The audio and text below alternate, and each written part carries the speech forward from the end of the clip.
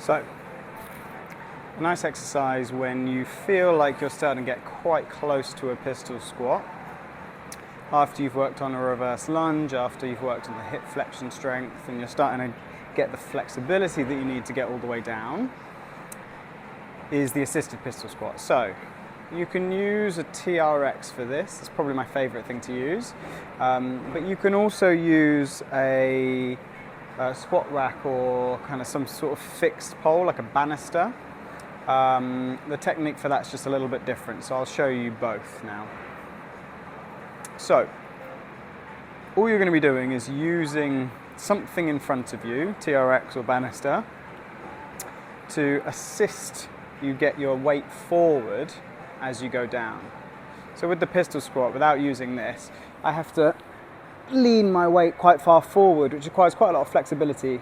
I've also got to hold this leg up at the same time, flexing my hip in quite a deep position, which can be quite hard.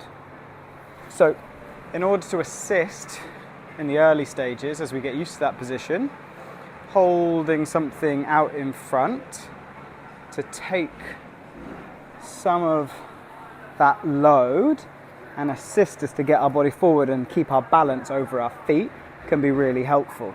It can also be really helpful as we try to pull ourselves out of this bottom position, because quite often the strength isn't quite there in the bottom of that position at the start, so we might just use our hand just for that little bit of an assistance at the very bottom as we build the strength in that bottom position.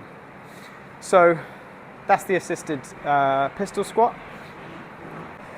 Now if you're going to use a banister, or in this case a squat rack, you're going to want to be a little bit closer. So rather than holding it here and being quite far, I'm in quite close now. So this is going to be right up in here, and I'm going to walk my hands down into this position, and then all I'm going to do, reach back up a little bit and just a little bit of assistance on the way back up, just at that base position. You want to use as little as you possibly need.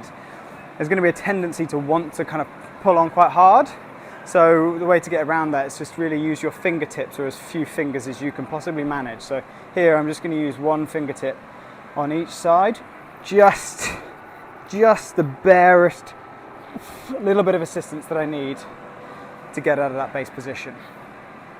All right.